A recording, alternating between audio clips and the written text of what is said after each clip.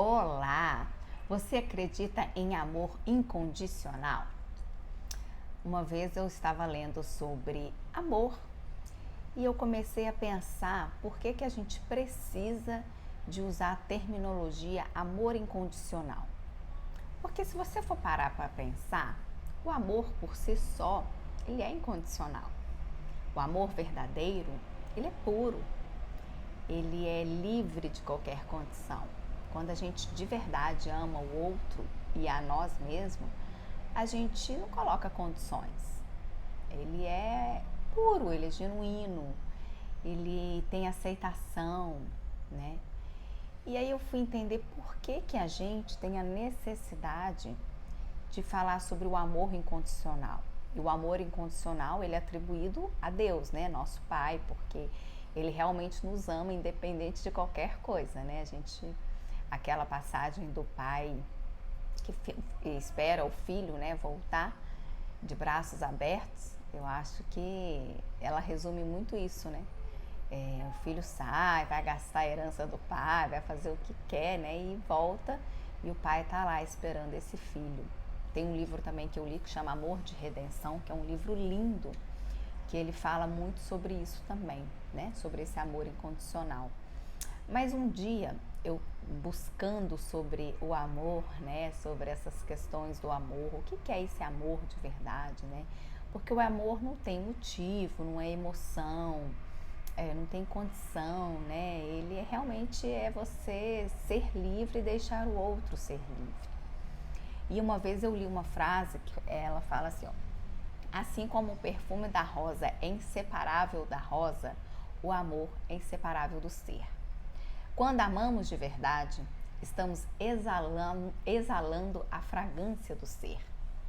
Assim como o propósito do sol é iluminar e aquecer, o propósito do ser humano é amar. E eu achei essa frase fantástica, né? Porque amar é a gente ser. Não tem como fugir disso.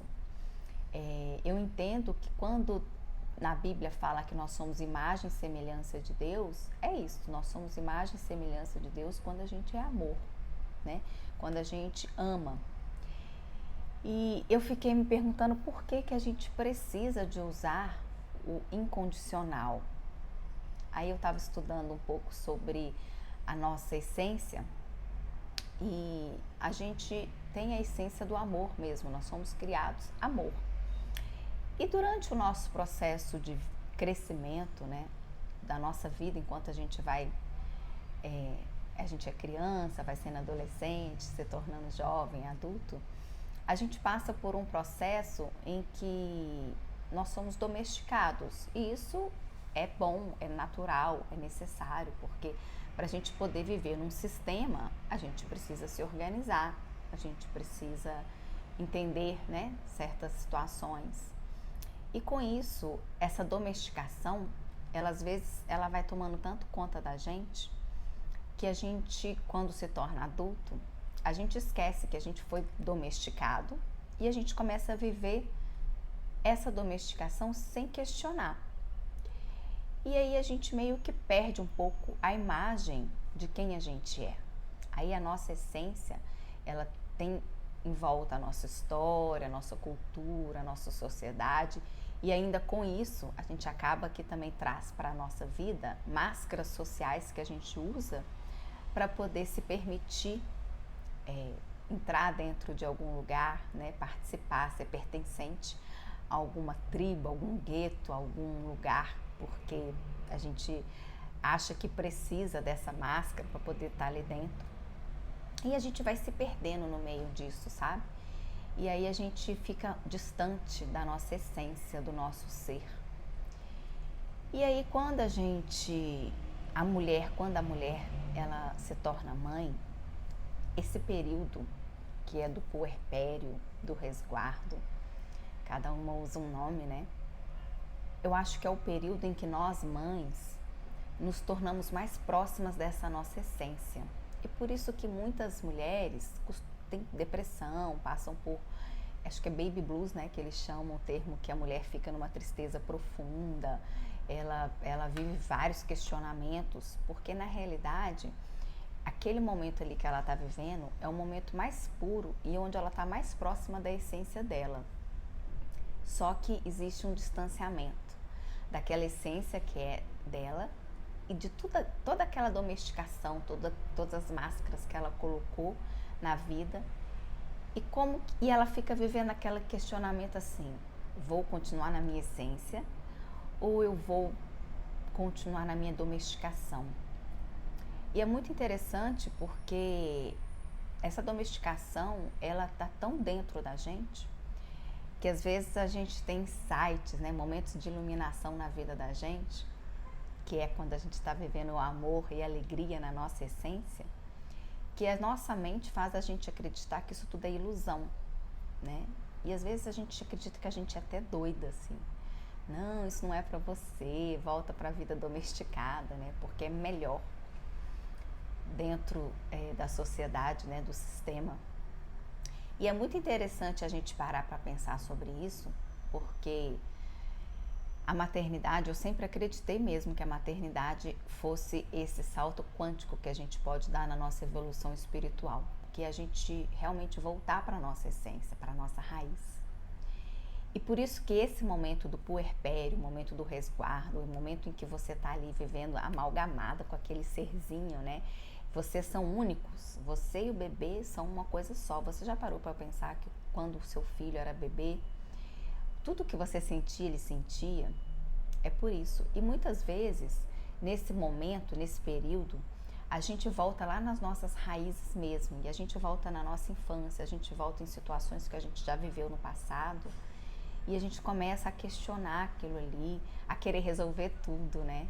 É tipo como se a gente tivesse tido um mês de vida, né? Deus nos desse um mês de vida e a gente tinha que resolver tudo naquele um mês.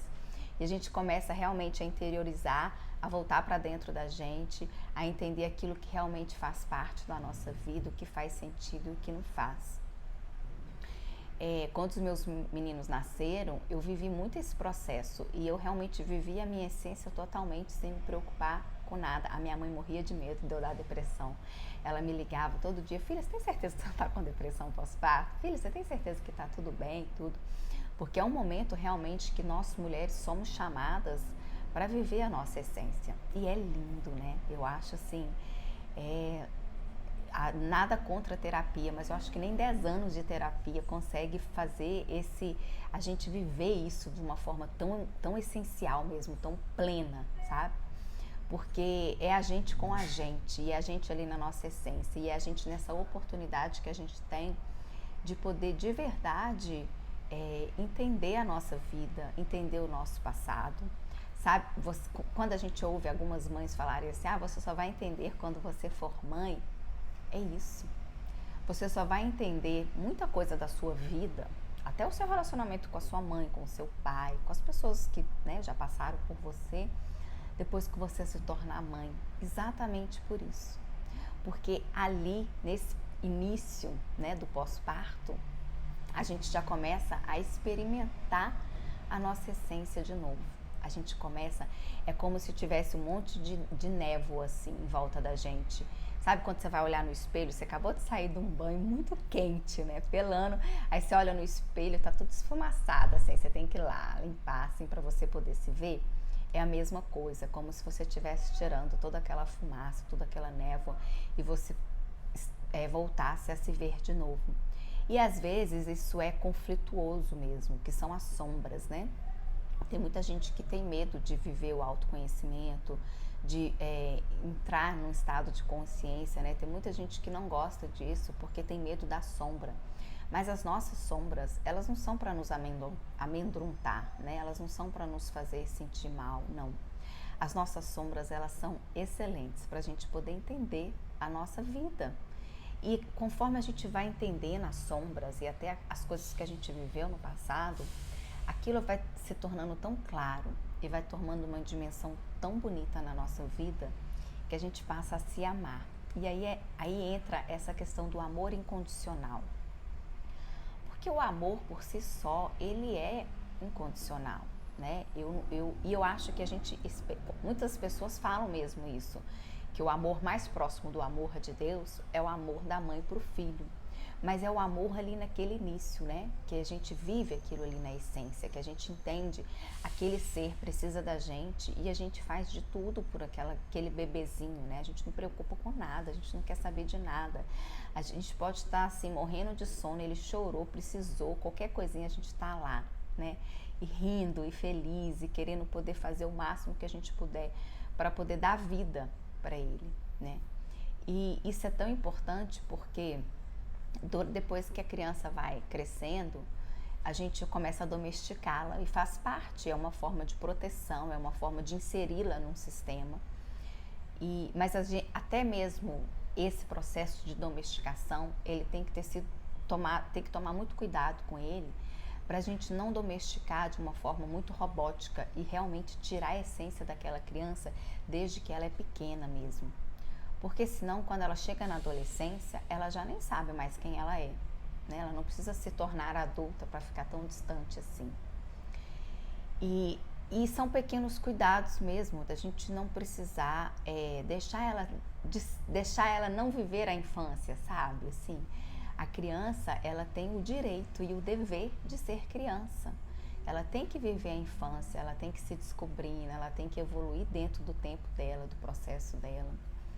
E isso é tão importante porque senão a gente tira isso e ela perde a essência desde cedo e vão ter distúrbio, alguma coisa vai acontecer depois como resposta disso. Mas isso é muito importante primeiro para nós, mães. A primeira coisa que eu acho que a gente como mãe tem que fazer é realmente nos conhecer, tomar consciência do nosso processo, de quem nós somos e aproveitar essa oportunidade que a gente tem depois que a gente se torna mãe, de nos entender, de saber se a gente realmente está vivendo o amor na pureza, o amor como ele deve ser, ou a gente está vivendo o amor condicional, né? Com condições, com medo, né? O amor que ele precisa de algo, ele não é um amor puramente amor. Tem uma frase do Dalai Lama, eu adoro frase, né? Tem uma frase do Dalai Lama que eu escutei na minha adolescência e desde então eu tomei posse dela, que é: dai a quem você ama asas para voar, motivos para voltar e raízes para ficar. Ou motivos para ficar, né? E raízes para voltar. Acho que era isso. É porque é uma frase que fez tanto sentido para mim, que em todos os meus relacionamentos até hoje, eu tento ser assim, né? Eu tento realmente, porque o amor é essa liberdade da pessoa voar. Você não tem que prender uma pessoa a você. Ela não tem que fazer aquilo que você quer.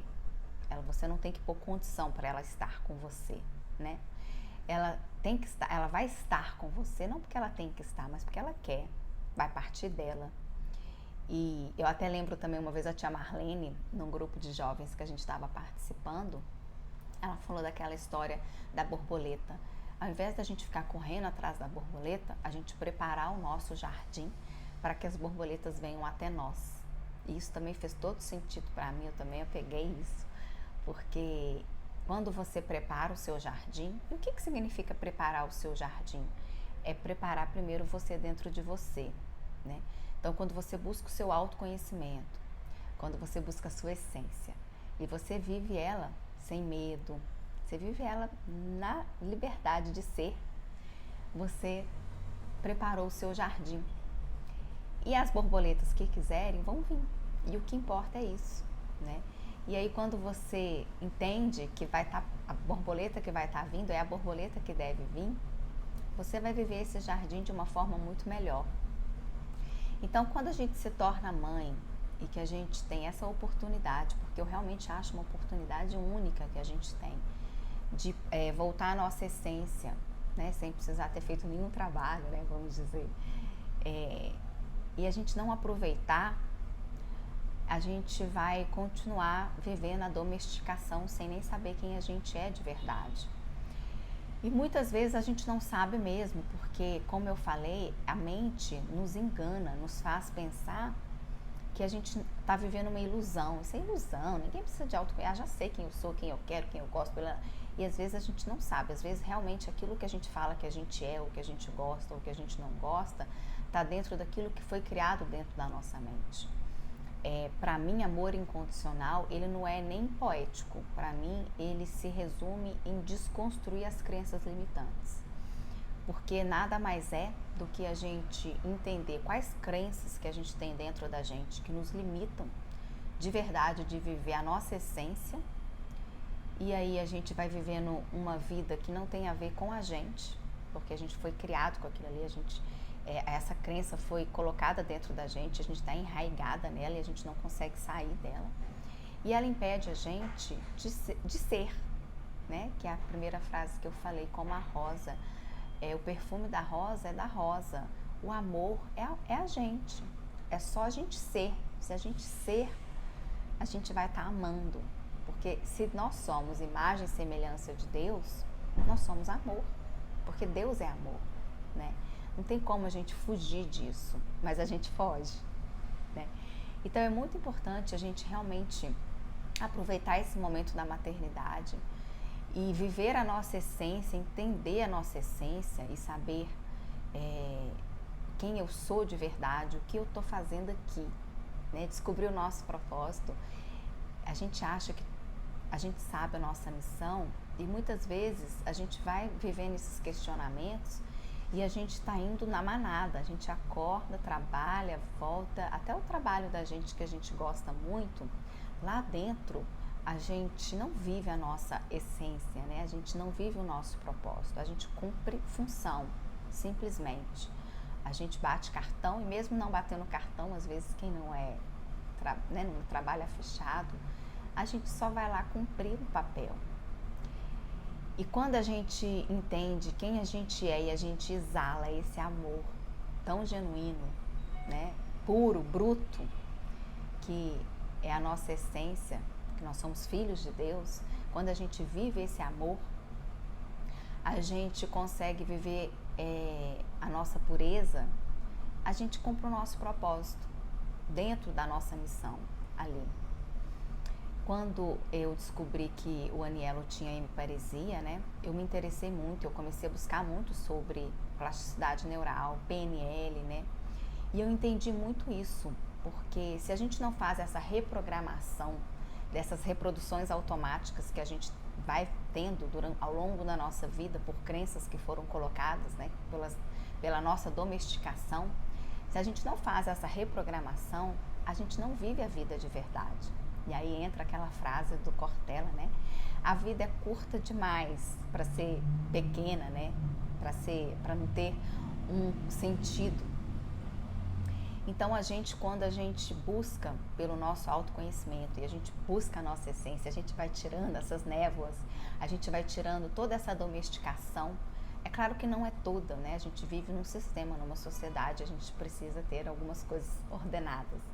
Mas quando a gente vive a nossa essência e a gente entende quem a gente é, o nosso propósito, a nossa missão, tudo faz sentido, né? As coisas passam a ter mais sentido. E você passa a exalar o amor mesmo. E isso tem que começar dentro da gente. O amor próprio, ele é o amor incondicional em nós primeiro, para depois...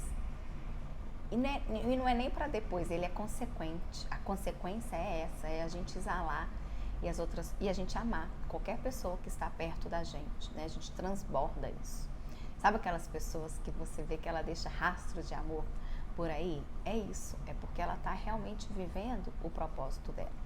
E quando eu comecei a estudar isso com o Anielo, foi tão interessante, porque o Anielo, quando ele fez durante muito tempo fisioterapia, terapia ocupacional, e eu lembro que quando ele fez 2 anos, a terapeuta dele falou assim que ele realmente estava numa idade que ele já entendia que ela vinha para poder fazer um exercício com ele. Ela não vinha mais para brincar, porque normalmente era tudo muito lúdico, sempre foi, né? E aí quando ela percebeu isso, ela já tem 18 anos que ela trabalha nessa área, ela falou assim comigo: Camila, eu vou fazer uma coisa que eu não faço assim. Mas é porque você estuda tanto sobre o assunto e eu sempre fiz os exercícios com ele fora do horário, né, que ela estava dando atendimento. Ela falou assim: eu vou fazer uma coisa com você. Como você é muito dedicada, você está lendo muito sobre o assunto, eu vou te passar os exercícios, nós vamos ver durante um tempo como é que vai ser a adaptação do Anielo sendo você a pessoa que vai estimulá-lo. É como se ela tivesse jogado uma responsabilidade em cima de mim, mas não no sentido ruim, não. Foi um teste mesmo que a gente fez, porque a criança começa a perceber que ela está sendo colocada para fazer os exercícios, e ela começa a chorar, achar ruim, fazer aquelas birras e tudo. E como eu sempre estive com ele o tempo todo, eu sempre brinquei com eles, então ele sempre olhou para mim como uma mãe que brincasse, né? E não como uma mãe que estivesse estimulando, ele iria agir melhor. Nós fizemos esse teste e foi fantástico, porque ele realmente deu resultado, está dando até hoje.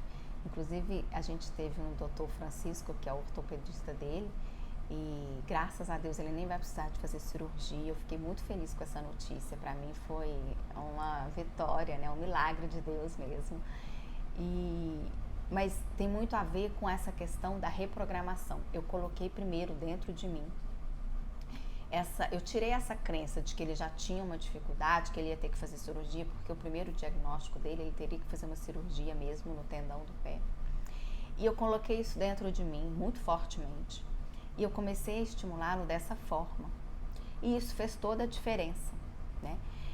Então, quando a gente faz essa reprogramação das nossas crenças limitantes, principalmente com relação ao amor, porque a gente cresce achando que o amor depende de alguma coisa.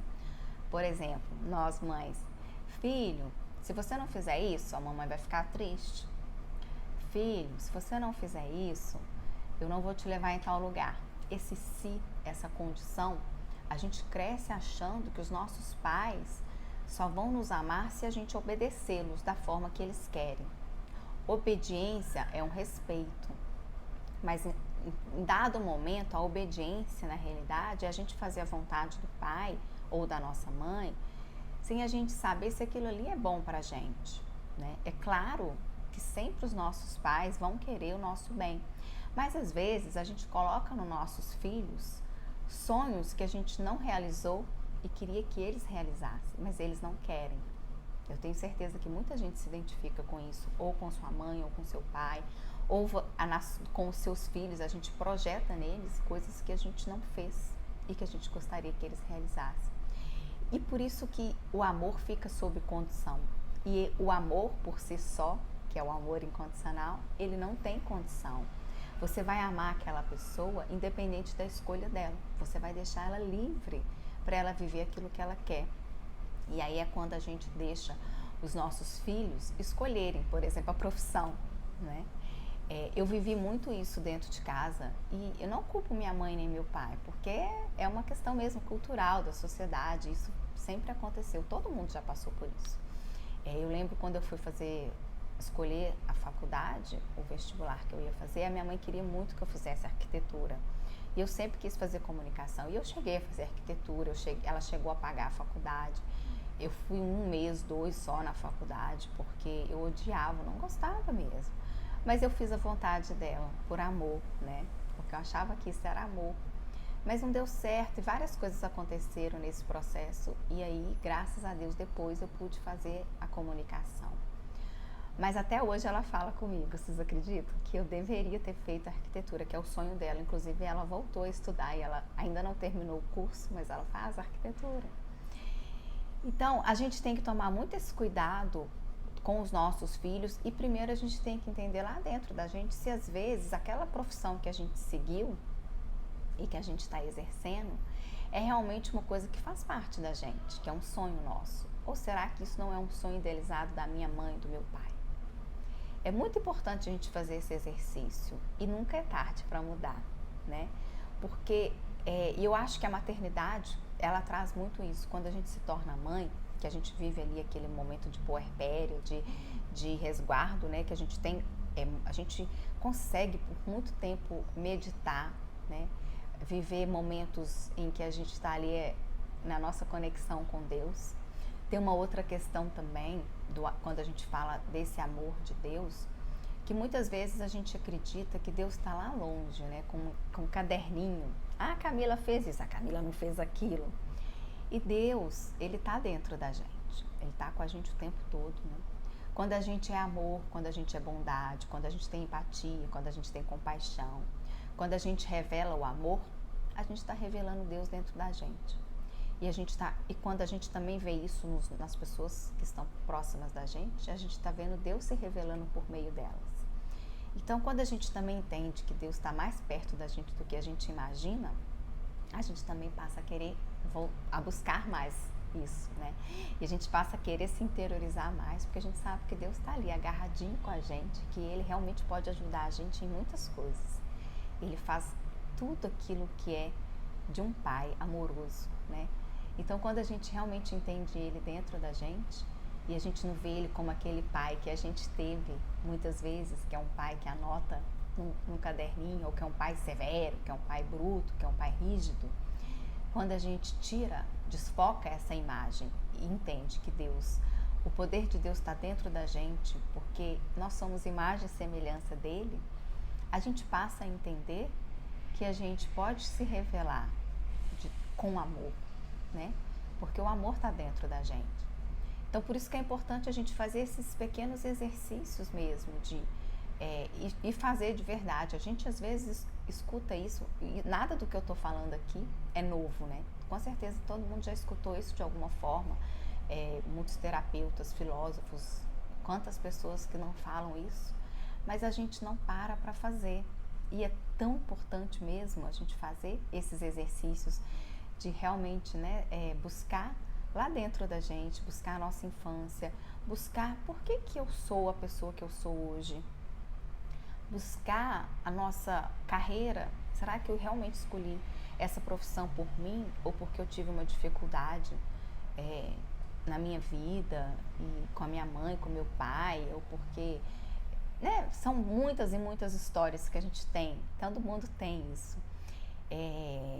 E quando a gente busca isso mesmo, de verdade, a gente vai descobrindo coisas e comportamentos, né, e atitudes que não fazem parte da gente. E aí a gente precisa mudar, né, para fazer valer a nossa vida, para a gente poder ser de verdade aquilo que a gente é, né? Quando alguém fala assim, a gente vê muito hoje, né, as pessoas que trabalham na área de marketing falando qual a marca que você quer, né, o que a sua marca quer deixar para o mundo, o que a sua pessoa quer deixar para o mundo. É muito importante a gente realmente pensar nisso. Se eu tivesse um mês de vida, o que é que eu queria deixar de legado, não só para os meus filhos, como as pessoas que me acompanham, né, que estão comigo, meus amigos, familiares, pessoas mais próximas. Porque será que a gente realmente quer só ser acordar, trabalhar? Todo mundo tem algo que quer deixar. Por que algumas pessoas passam anos e anos e elas são lembradas? E eu não falo pessoas famosas, pessoas que às vezes nem eram artistas, nem eram renomadas, nem eram reconhecidas pela sociedade, mas pessoas que às vezes a gente não esquece que morreu. Eu tive uma amiga na adolescência, a Fernandinha, até hoje eu lembro dela, e às vezes eu me emociono de verdade de falar dela. Ela faleceu quando a gente tinha 16 anos de idade. Mas a gente tinha uma relação linda, e a Fernandinha, todas as pessoas, até hoje que eu falo dela, que é da época do Santo Antônio, lembram dela também, com muito amor, com muito carinho. Ela viveu 16 anos, né? Só que, apesar de ter pouca idade, ela deixou um legado do amor. Nunca esqueço, Fernandinha ela era extremamente amorosa, extremamente carinhosa. Ela tinha um namorado na época, o Dudu, e ela deixou uma carta uma vez para ele, linda, um livro. A gente era muito amiga mesmo, próxima mesmo, a gente frequentava muito a casa uma da outra. E inclusive uma semana antes dela falecer, a gente assistiu, eu e ela fomos assistir Armagedon, e é um filme que eu nunca esqueço. Eu não esqueço por ela e eu não esqueço porque a mensagem do filme, né, aquela mensagem do amor do filme tem muito a ver com ela também. E aí eu sempre lembro dela por isso, porque ela viveu muito pouco tempo, né, 16 anos não é muito tempo. E ela deixou esse legado para todas as pessoas. Todo mundo que lembra dela, lembra desse sorriso que ela tinha, acolhedor, do jeito amoroso dela. Ela era muito amorosa, ela era muito carinhosa. E aí eu fico pensando exatamente isso. A nossa essência é essa, é amar, é dar afeto. E por que às vezes a gente se perde no mundo, né? A gente vive essa correria louca, né? e a gente esquece de amar. E o amor, ele é muito livre, e é isso que é o legal quando a gente fala amor incondicional, ele é livre, né?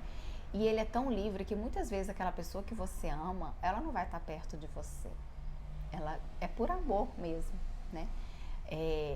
Então é muito importante a gente fazer esse exercício de entender quem a gente é, o que a gente está fazendo da nossa vida. Muitas vezes eu recebo direct, né, de mães falando, principalmente nesse período, né, de 6, 8 meses do bebê, né?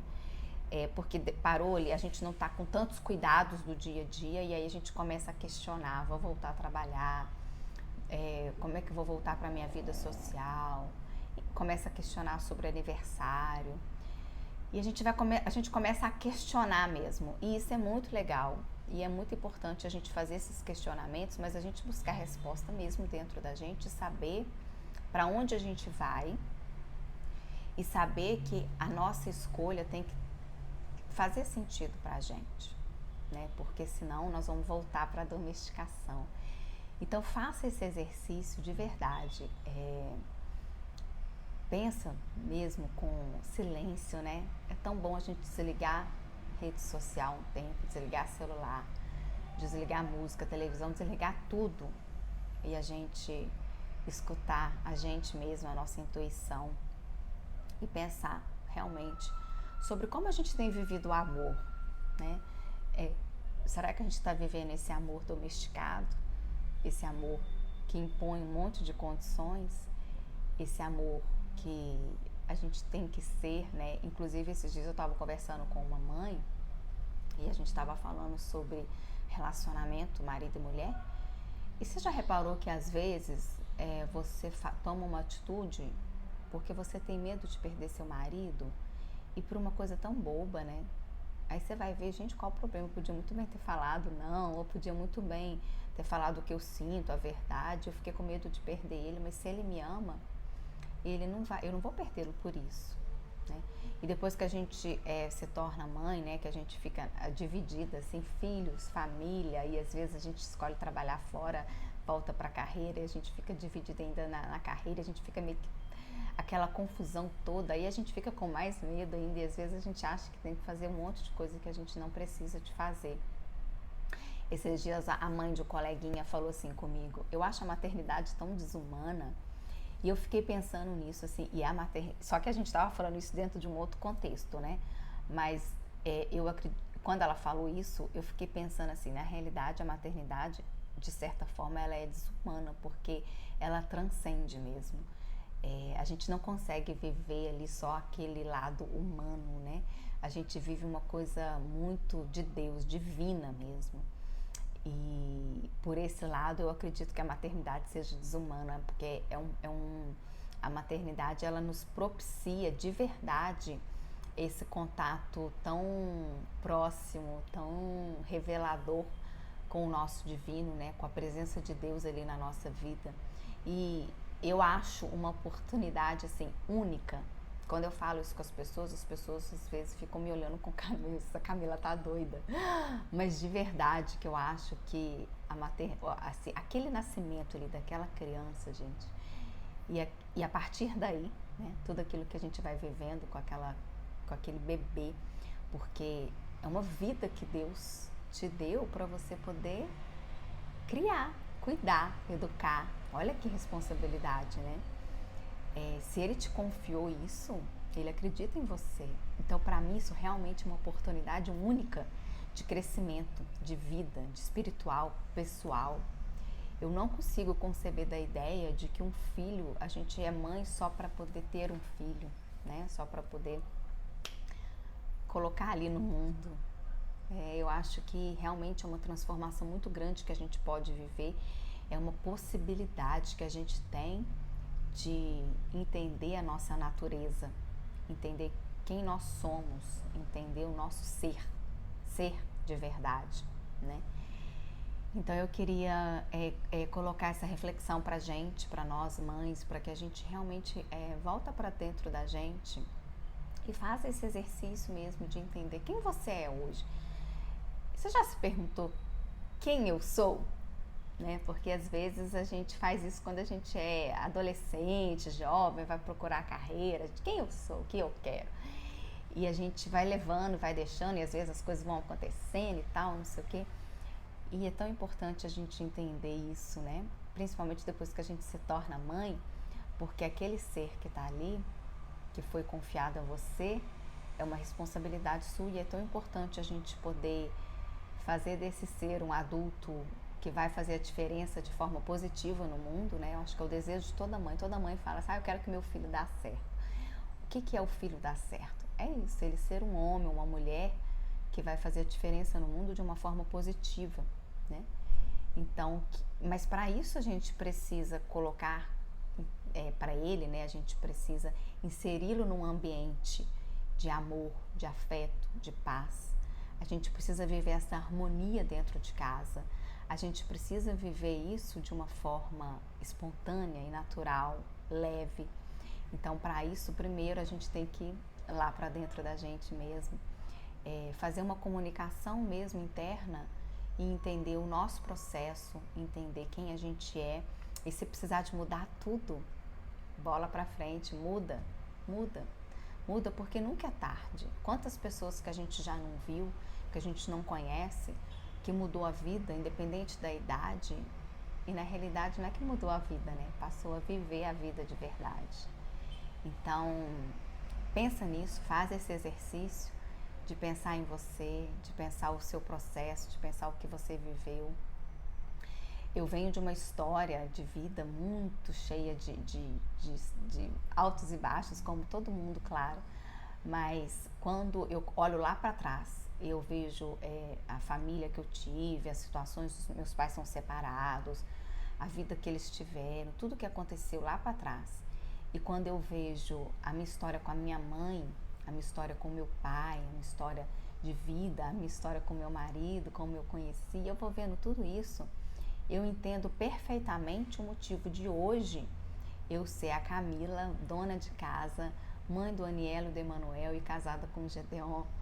Eu entendo de uma forma assim, sério, e tem hora, eu brinco muito aqui em casa que eu acho que eu já estou voltando para a casa do pai, né? Porque eu entendi tão bem, de uma forma tão aberta, de uma forma tão reveladora, quem eu sou e o que eu estou fazendo aqui, que às vezes eu tenho essa sensação mesmo de já acabou a minha vida, tipo assim, eu já cumpri o meu propósito, né? E é muito bom, isso é muito importante, isso faz com que a gente realmente acorde com esse desejo mesmo, sabe? De viver a vida da forma como ela precisa ser vivida e simplesmente ser.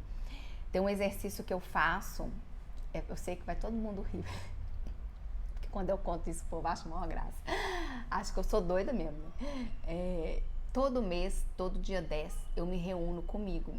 É sério, eu faço uma reunião comigo mesmo, assim. Eu me dou meia hora. Às vezes eu vou um pouco mais, mas nunca menos. Até porque meia hora comigo não é muito pouco.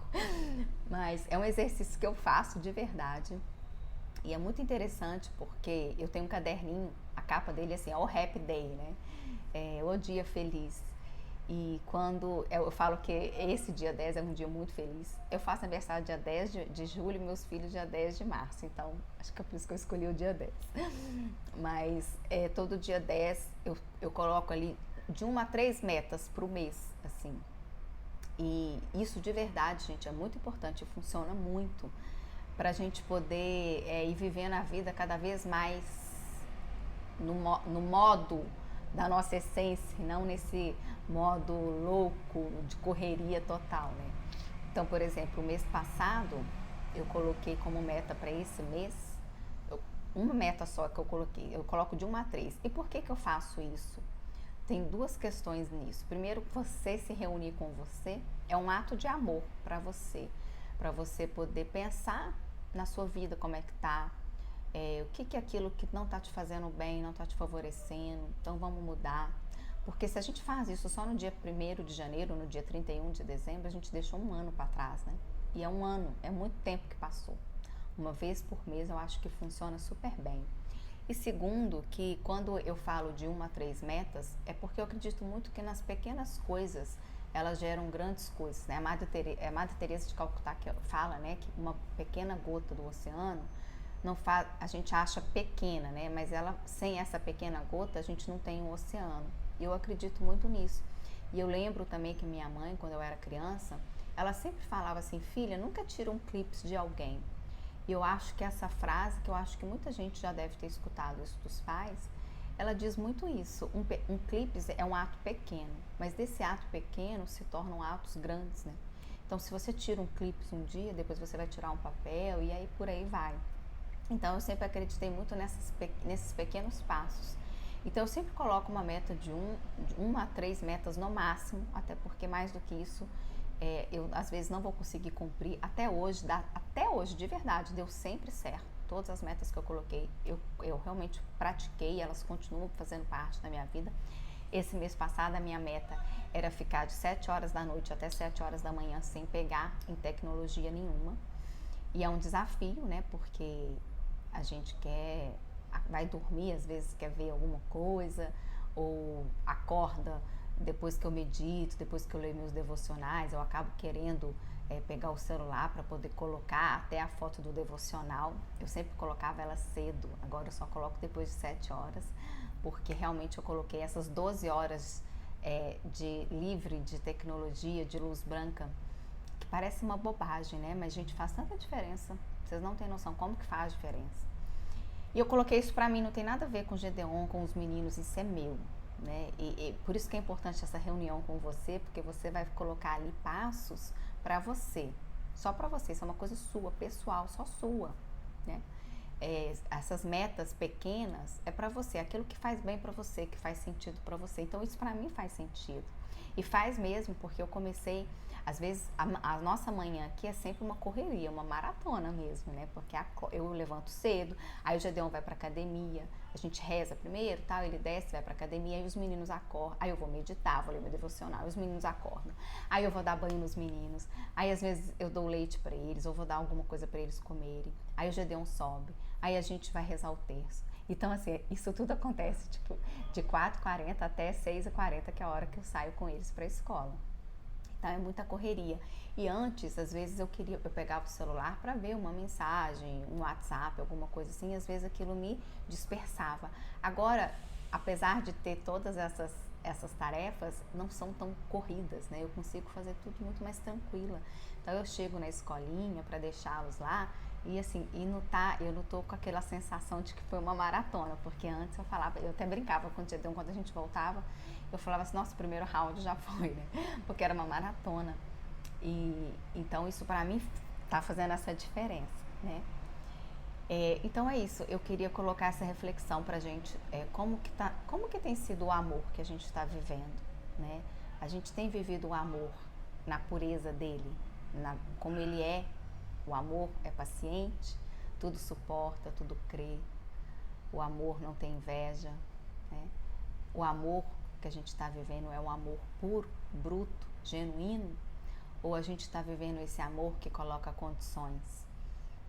Primeiro com a gente, né? Então, primeiro vamos fazer esse processo de olhar para o amor dentro da gente, como que a gente está se amando. A gente vê muitas pessoas motivacionais mesmo falando se ame, se ame, se ame.